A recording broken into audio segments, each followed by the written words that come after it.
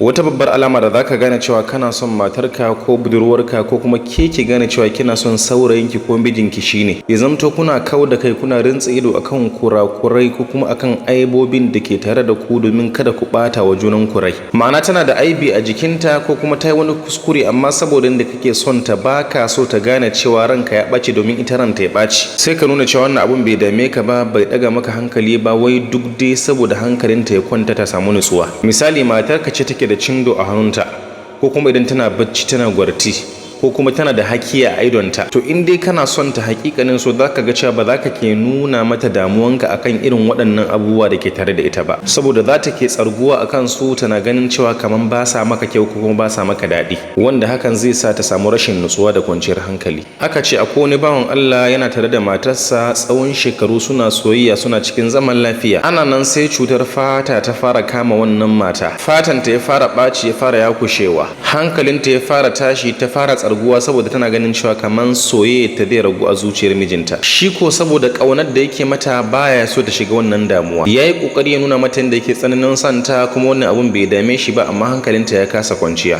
Ana nan sai tafiya ta kama shi, a hanyar tafiya din sai ya accident, ya samu matsalar ido, karshen ta da ya dawo baya gani. Ya dawo gida ya ci gaba da nuna wa matarsa ƙauna da soyayya, suka yi zaman lafiya fiye da yadda suke yi ma da. Suna zaune tana cikin nutsuwa da kwanciyar hankali saboda tana ganin cewa ai baya ganin wannan aibun nata na fatan jikinta. Ana nan har Allah ya kawo lokaci wannan mata ta yi rashin lafiya ta rasu. Mutuwar ta kenan sai aka ga wannan bawan Allah ya tashi ya miƙi ya fara tafiya ba tare da sanda ko dan jagora ba. Sai ake ce masa wane haka ya muka ga kana tafiya kuma ba tare da sanda ba tare da dan jagora ba, me faru? Sai ce o dama ce muku akai ni makaho ne? Ai ni ba makaho bane, tsantsan soyayya da kauna da nake ma wa matata da naga abun da ya faru da ita kaza da kaza da kaza, shi yasa ne ƙaryan cewa na makance. Me dalili? Saboda ta samu nutsuwa da kwanciyar hankali, kada ta ga cewa ina ganin aibin da yake jikin fatarta. To yanzu Allah ya mata rasuwa, me zai sa in ci gaba da pretending din makanta? Tabbas ko duk namijin da yake tsananin son matarsa sai ka same shi yana kau da kai akan kurakuranta, sai ka same shi yana kau da kai akan matsalolinta, domin kada tana shiga damuwa akan hakan. Domin duk masoyi na hakika babban abun da bai jin daɗi shine a ce zuciyar masoyinsa ba a nitsa take ba, ko zuciyar masoyinsa tana cikin takura da damuwa. To shi ya gwammace haƙuri akan damuwar da zai shiga domin kada ya sanya wa matarsa kuma soyayyarsa damuwa. Duk budurwa ko matar da take tsananin son mijinta ko saurayinta, ita ma sai ka samu cewa tana kau da kai akan matsaloli da kuma kurakuran mijinta ko saurayinta. Me dalili? Saboda ba ta so ta takura wa zuciyarsa ko kuma zuciyar shi ta shiga damuwa. Shi yasa masoya na hakika zukatansu ne a haɗe,